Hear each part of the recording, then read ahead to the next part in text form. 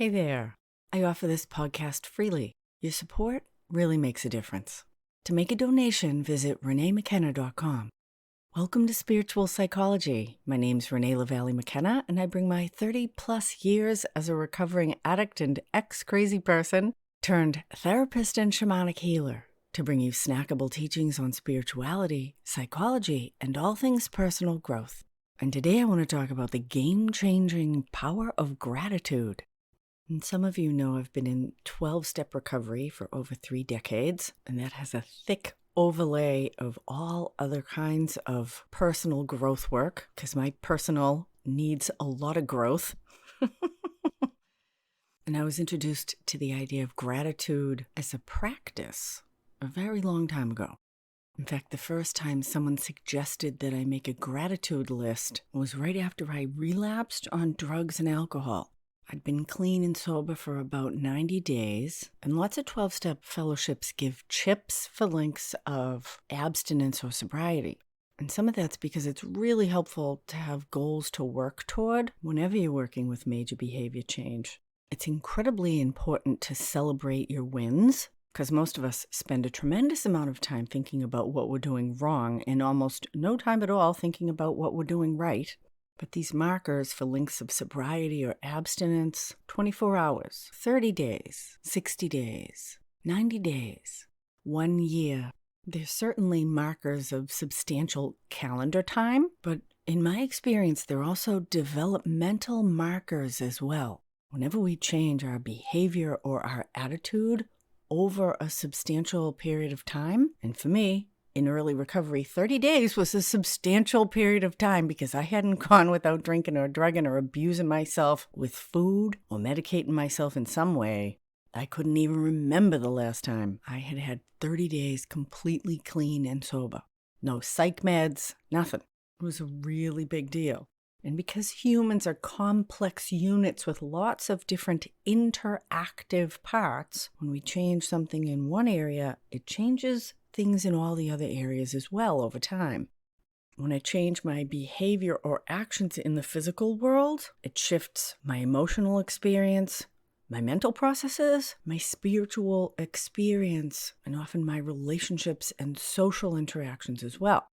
Because although we tend to think of ourselves as little compartments of different areas of our life, how I think, how I feel, my body, like they're separate, it's all a unit.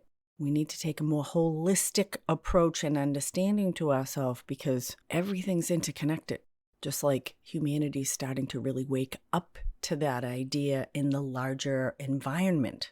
You can't suck everything out from one place and dump all your trash in another place and not have some imbalance over time.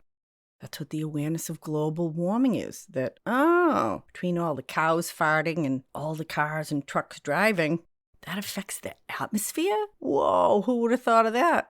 I'm actually quite hopeful for positive, constructive change to happen over time because I know how quickly the natural world adapts and self-heals when we make positive, constructive change. I've experienced it in my own body. So there are these kind of developmental markers, particularly around addictions or distraction behavior, because there's something deeper we're medicating or distracting away from. And when we stop doing that and start doing positive things instead, that's the first stage, and it makes tremendous change. And whenever you're going to stop a bad behavior or a destructive behavior, it's imperative to replace it with a positive or constructive behavior. Just stopping and not doing anything different is a recipe for failure. I know, because I've had periods of sobriety, and usually I just quit using one substance and substituted for another. The first time I stopped drinking and taking drugs was probably about a year or even 18 months, and I just started binging on food instead. I put on 70 pounds in 7 months. That's not recovery. That's what some people call switching seats on the Titanic. We're still going down. We just got a different view of the experience. So there are always deeper underlying emotional issues that we're medicating or distracting away from. And at some point, when we stop using whatever it is we're using, food, porn, drugs and alcohol, sex, shopping, internet, working too much, we get initial good feelings from just stopping the destructive behavior, we have more money in the bank. We might lose some weight. I'm not hungover anymore. But over time, those deeper issues that we were using to suppress will start to come up. And these kind of markers that are recognized in 12-step recovery, 30, 60, 90 days, 6 months, a year, those are often developmental times when those deeper issues will start to rise up and want some attention. And if you're in 12-step recovery, that's what working the 12 steps is about. And I have a podcast, The 12 Steps for Everyone, number 61, if you want to check that out. But if 12-step recovery is not of interest to you or not a good fit, be prepared if you're changing your behavior in the physical world that there needs to be correlating change in these other areas of your life as well. Mentally, emotionally, socially, sexually, spiritually, creatively, maybe even professionally. I know when I relapsed at 90 days, it became clear that I should probably not be working in a barroom. And even more importantly than that, I should probably stop seeing the guy that had a girlfriend. And that second guy that I was having sex with every once in a while, who had a girlfriend as well. That was kind of a thing I had. Being the other woman wasn't very good for my emotional, spiritual state. And it was certainly a developmental marker of where my self-esteem was. Well, maybe it was actually more about my intimacy issues. Because if you actually had a wife or a girlfriend, then your expectations of me would be pretty low. Just like the expectations I had of myself. Matter of fact, there was a time when my magnet for married or committed men was so consistent that I could just assume they were already in a relationship even if they were lying about it. And the excellent news is that as I have grown in self-care, openness, vulnerability, and my own abilities to give and receive healthy love, I am no longer attracted to nor attracting emotionally unavailable men. And although bad boys can still look like gummy bears or donuts from time to time, the thrill of abusing myself with sugar or with men has long since passed. Thank God. And that's what I'm going to talk about now, is thanking God. Because in the days after that relapse, I went into tremendous self-hatred and self-pity, hopelessness, felt like a failure, was really into beating myself up. There's a lot of juice in that, actually, There's a weird negative feeding cycle lots of us have in self-abuse. And the fastest shortcut or antidote that I know to self-pity, hopelessness, or self-hatred is gratitude. And so when I was about 2 days clean and sober, I was told to start making a gratitude list. Are you fucking kidding me? It sounded like the stupidest, most Pollyanna-ish thing I'd ever heard of. But pain and suffering makes us very open-minded, and extreme pain and suffering makes us even more open-minded than that. And being open-minded is imperative if we're looking for real, sustainable change in our life. Because if we do what we always did, we're going to get what we always got. Or alternately, if you want something you've never had, you've got to do something you've never done. And so I sat down to write my first gratitude list, still honestly thinking it was kind of stupid. And I was told to list 100 things. And again, I'm like, are you kidding me? I can tell you 1,000 things are terrible in my life, but 100 that I'm grateful for? Oh my God. I needed help, actually. I had to have someone coach me. And we started with the physical body. I'm grateful I have eyes. There's people that can't see. My sight at that time was 20/15, meaning I could see at 20 feet what most people could only see at 15 feet. I had good eyes. I had a healthy heart. Grateful for my heart, beating every day, every night. It never takes a break or a vacation. Little interesting fact that there are studies that have concluded that all mammals get about 1 billion heartbeats per lifetime, except humans. We get the most heartbeats in the mammal world, with generally over 2.5 billion beats in a lifetime. So gratitude for my beating heart. Gratitude that I had working hands that didn't hurt. Gratitude that I had a place to live, food to eat, that I knew how to read and write. Gratitude that it was a sunny day out. And with those prompts and prodding, I was able to write a list of 100 things I was grateful for. Now, I can't tell you I actually felt grateful, but that's why gratitude can be a practice. Because with practice, we get better at it. And the practice of gratitude is actually a practice of attitude adjustment, of shifting my perspective. Just like that old saying, is the glass half empty or is the glass half full? And the perspective we take really has tremendous impact on how we feel. And almost everything we do in our life, we do so that we have a feeling. We have relationships to feel loved, connected, valuable, to have orgasms, hugs, companionship. We work for a sense of accomplishment or service, or so that we can make money, to support a lifestyle so that we're comfortable, cared for, well-fed, well-dressed, or maybe so that we can impress our friends and family with the beauty of our home or the size of our bank account. But we impress other people so that we feel good about ourselves. We exercise so that we feel good in our body or good about our body, or maybe so other people will feel good about our body, which still makes us feel good about ourselves. It's very potent to look at the underlying motives for the behaviors that we have, the actions that we take in our life, often unconsciously, and make them conscious. What am I really trying to do here? And is this the best path to get where I want to go?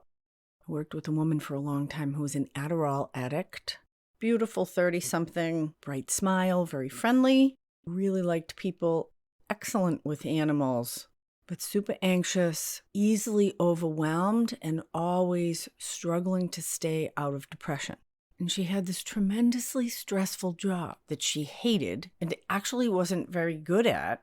But it was a fancy title at a fancy company, and her ego told her that that's what she needed to be acceptable and to be able to impress other people. But she was often completely overwhelmed at work, and then she would call in sick or avoid some of the more difficult tasks, and then she'd get in trouble or get behind, which would send her into a depression, which would send her back to Adderall, which might make her productive for a week or two until she spun out and started not sleeping because she was taking more Adderall so she could stay up all night to make up for the work that she'd missed, and then everything just became a mess. And she started fostering dogs with this dog rescue organization. She was a really generous, loving, and compassionate person. I got to tell you, she had some really dysfunctional dogs, but she loved them and they needed love. It's a beautiful thing. We all have different skills and gifts we offer to the world. And so I suggested to her, why don't you quit this terrible corporate job and become a dog walker? She was horrified. What would my family think? What would I put on the dating apps? Her ego couldn't grasp the idea of letting go of this idealized image that was actually bringing her suffering, of being a corporate account manager, or whatever the title was, that was actually bringing her tremendous suffering and making her life completely unmanageable. Now, I don't know what's best for anybody, but I suggested she do some gratitude practice. And I got to tell you, a lot of the gratitude was around these dogs. She was so good with them. She loved being with them and they loved being with her, and she got to be outside. She's a real nature person. And it was a completely radical idea that she could live in a way that actually made her happy. But she would need to let go of this ego identity that was actually making her miserable. And it may be a particularly human trait that we can be as attached to our suffering as we are to our joy. We actually have the free will to decide which we're going to choose. But where most of us get stuck is thinking, I want joy, but I want joy to look like this corporate job with a big fancy title for this particular person. And that was actually a lie. That was not making her happy. And the straightest road to happiness is to follow our joy. And most of us really need a lot of support and encouragement to let go of the cultural or family ideas of how we should be, or even our own idealized self-image of who we think we should be, and get honest for what really brings fulfillment, joy, and happiness into our lives, so that we can live from a place of gratitude rather than a place of struggle and grasping. or of disappointment. I wish I had a happy ending of that story, but my last interaction with her, she had been fired and was interviewing for yet another intense corporate job and still trying to find the right amount of Adderall to manage her weight, help her succeed at work, and not go crazy. And she was using gratitude practice to try to be grateful for this terrible job and not to be too self-referential. But I have another podcast, Gratitude is Dangerous, episode number 100. Because we can use gratitude as a way to impose expectations on ourselves that actually are not true. Like, I should be grateful for this terrible job, rather than noticing that I'm miserable and that I should probably quit. But cultivating gratitude, the attitude of gratitude, really can shift our felt experience on every level. And gratitude for the most simple things, a sunrise, a beautiful tree, a singing bird, a friendship, can bring us back to the gifts that are most important and nourishing in our life. And so I encourage you to write a gratitude list of 100 things you're grateful for. Perhaps begin to appreciate things you find beautiful, people that you enjoy, and express that appreciation consciously to yourself and verbally to others. Appreciation is a much higher resonance than disappointment.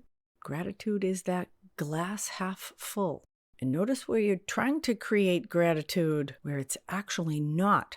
And there's a lot of information there as well. You can spray all the air freshener you want. Sometimes you just need to flush the toilet. And I'll leave you with that as a thought for the day. Thank you so much for listening. If you like this podcast, please share it with your friends. Leave me a good review on iTunes or 5 stars on Spotify. Check me out on Insight Timer. I'm always doing free workshops. Wednesday, December 3rd, I have Dissolving the Inner Critic. And December 20th, 2023, Transforming Trauma. The link to my Insight Timer profiles in the show notes.